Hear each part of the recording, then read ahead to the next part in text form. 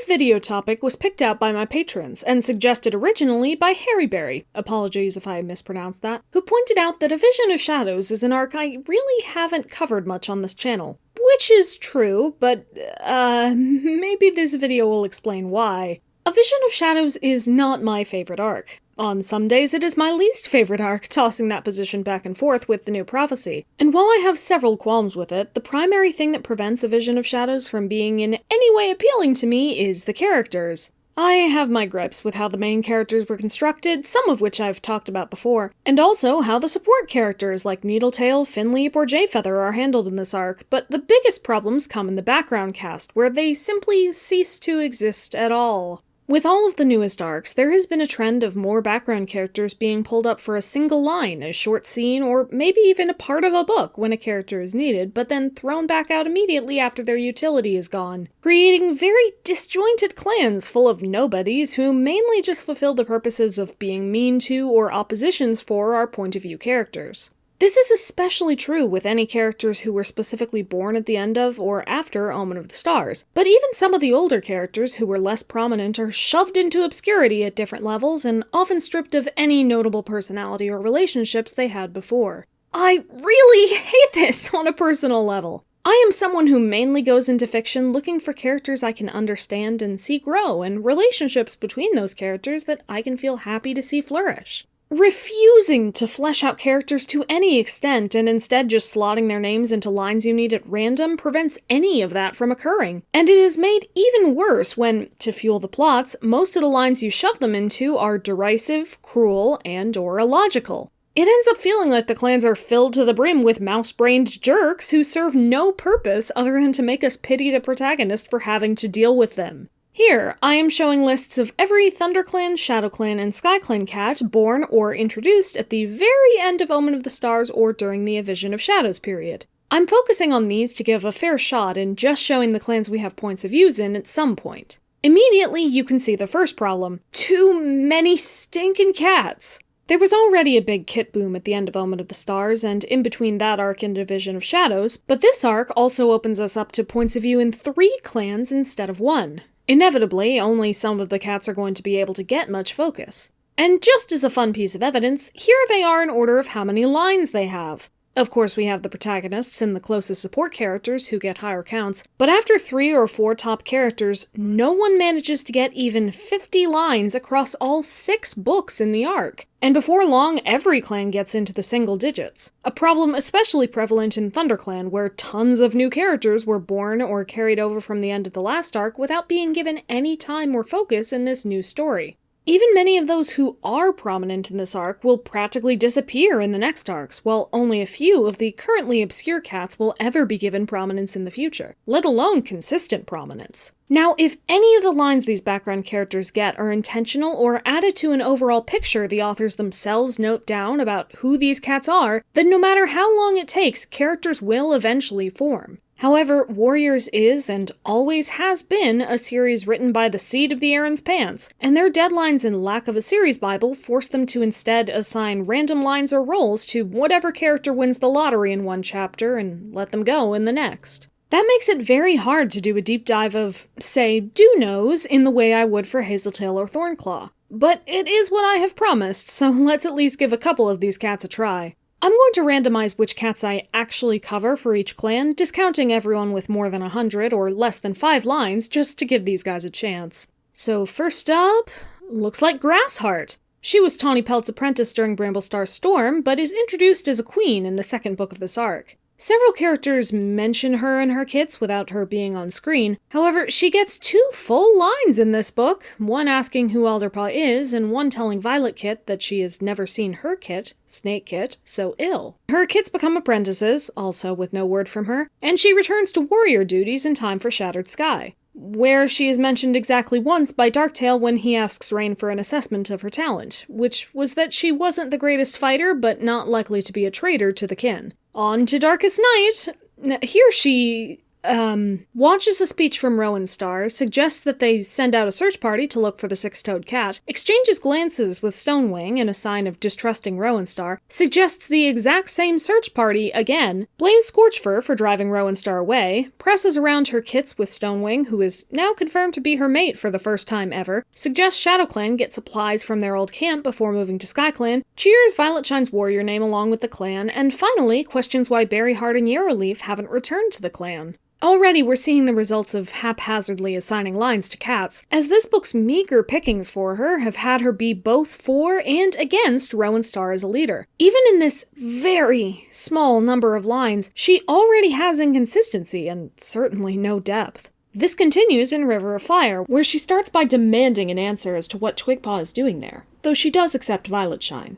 Later, she and Strikestone run into ThunderClan and ask for Hawkwing because the missing ShadowClan cats have returned, and even later she gets her fourth and final line explaining that they're going to the Moonpool where Tigerheart was taken. Finally, in The Raging Storm, she and Strikestone watch the gathering with neutral expressions. She goes on a patrol, and Violet Shine thinks about her being caring, if not motherly, when she was a kid. Grassart gets attacked twice by Leafstar before and after she calls to retreat and runs away. Much later, she says that a ShadowClan warrior would never poison someone because they settle arguments with claws like warriors. She also defends Tigerstar for wanting to keep their land to protect ShadowClan. She and Snaketooth escort Alderheart to the border when her wound heals, and she notices that Tigerstar looked angry with Alderheart and checks in on him. And that's everything she does in the arc. Her main role is as a mother, a subpar warrior, and a patient, so there's not a lot to go on beyond the stock warrior's she-cat characterization. She also never interacts with her former mentor Tawnypelt, here or in Bramblestar Storm, so it's impossible to say what that relationship was like.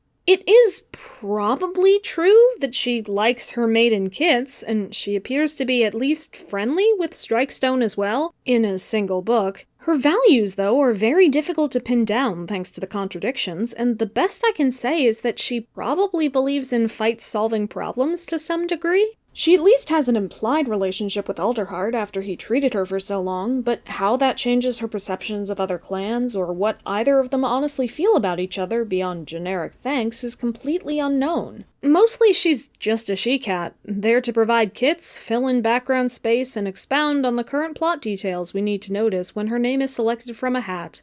Keep in mind, she's also one of the more prominent cats on this list, about average. This is what A Vision of Shadows tends to give its characters. As SkyClan's representative, the randomizer has given me Nectar Paw, a kit born in Hawkwing's journey who is an apprentice when she's introduced in Darkest Night. Her first appearance is, in fact, being introduced by Nettlesplash, her father. Later, she and a bunch of other apprentices go on a patrol to the Two Lake place, and she gets her first two lines encouraging Violetpaw to climb a tree, while the other apprentices stay down and telling her not to listen to Gravelpaw, who already thinks he's a warrior. Later, it is noted that both Nectarpaw and Fringepaw have lost their shyness and become more friendly with their new denmate, Violetpaw. Though I can't help wishing we ever saw any evidence of this. We also learn in passing that Nectarpaw had, at one point, wandered too close to a two-lake patrol and been saved by Molewhisker. She gets excited when they approach the lake, though that quickly drained into hunger, that they relieve by going hunting with Gravelpaw and Nettlesplash. And that's the last thing she does in the book. In River of Fire, she unfortunately only appears in the Allegiances, but in The Raging Storm, she is seen practicing battle moves with Pigeonpaw, defends ShadowClan by saying they didn't invade SkyClan, collects and weaves tendrils into a den with Sunnypaw and Nettlesplash, gets excited about an announcement from Leafstar about whether or not they'll leave the lake with some other apprentices, asks Harrybrook how far the journey to the gorge will be, gets worried for Sunnypaw when she gets stuck in some mud, and quickly finds a stick to help in the rescue, and soon she and all the apprentices decide that they only want to live at the lake where they were born. In two more instances, she helps out with creating and reinforcing nests, and her last action is being injured, getting a twisted paw that causes a brief limp. Nectar Paw, in the 3 books of this arc she appears in, is exactly what I would prefer from a background character. I would like if her friendship with different cats had more confirmation, but she clearly cares a lot for and spends time with Sunnypaw and Gravelpaw, as well as being friendly with every other apprentice, can be pretty excitable, but also tired and gets frustrated easily, like you'd expect of a young kid, and seems to be taking on a secondary hobby of seeking out information on and taking part in the building aspect of dens and nests. I couldn't tell you any of this was intentional, but it was consistent, and these are elements that could be taken and expanded on if a story focused on her more closely. Of course, being in SkyClan where none of the protagonists had to be bullied by them might have helped in that. Anyway, having said that, let's move on to our third kitty cat, the ThunderClan representative. For this one, the randomizer selected... oh, no.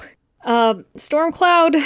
Okay, so if Grassart showed how most fully background cats are handled, thoughtlessly, and Nectar Paw showed what can happen when a background character is given more than the average, Stormcloud is what happens when a cat who already had interesting characterization is actively shoved into the background.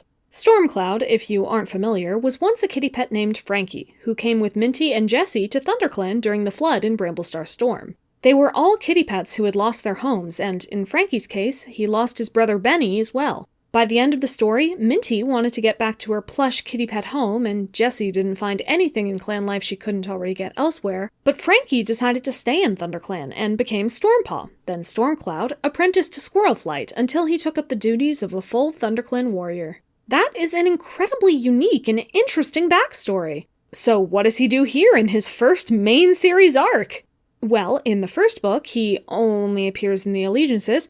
In the second, he goes on a patrol and helps to track down the rogues in ShadowClan. In the third book, he visits the medicine den, guiltily because of how many cats are injured, with some insomnia and breathing problems, and says he misses Purdy. He mentions he never had to put up with any of this when he was a kitty pet, but though he believes in what ThunderClan stands for, he's worried that there won't be any clans at all soon. He exists for this one scene in this one chapter and not ever in the rest of the book. So in the fourth book, he's one of the 3 cats to run past Brackenfur when some rock falls into camp. In the 5th book, he and Leafshade check on a fire near SkyClan, and he mentions this is just like old times, referring to the flood in Bramblestar Storm. He later spends one line imploring Bramblestar to take in Velvet and Fuzzball, since taking in him didn't go badly. And finally, in his last chance, the 6th book, he only appears in the Allegiances again. A total of 1 scene and 2 offhand comments across this arc bring up Stormcloud's past to involve him at all, and he never grows beyond being the cat he was in Bramblestar Storm. How is he adjusting to ThunderClan? Who knows? Does he have friends? Who knows? Does he have any hobbies or thoughts about his past life? Who knows? This is the case that actually gets me the most annoyed, since they didn't have to come up with anything. Stormcloud, a brand new character with tons of unique qualities, was right there for you. You just had to use him, and you didn't. You didn't use most of the resources you had for characters. Whether because of the larger cast, the new team, lack of time and adherence to the plot, a need to give the protagonists enough detractors, or some combination, background characters in this arc were given little to no interest, and sometimes actively kept away from the interest they had before. Which might explain why I haven't done many videos on them. It's entirely possible I'll try to do a more thorough dive of a support character in A Vision of Shadows one day, one that the narrative cared about for at least some amount of time, and at some point I might try to write a more holistic story for one of these cats using every piece of their life, not just the scraps A Vision of Shadows gives them, but I don't want to confine myself to this period for much longer. It's a dark place to live, where no one cares about developing relationships, and the community that had begun to peek through in the past 3 arcs is shredded into dust, for the sake of providing a hostile environment for our protagonist to traverse. As with any arc or character in Warriors, you can always go back to revamp things yourself and make a story you feel proud of. But for A Vision of Shadows, I don't imagine I'll be the one to do that work. Thank you for watching, and always remember to keep track of every detail of who your characters... That's funny. I forgot what I was saying. Well, it was probably nothing important.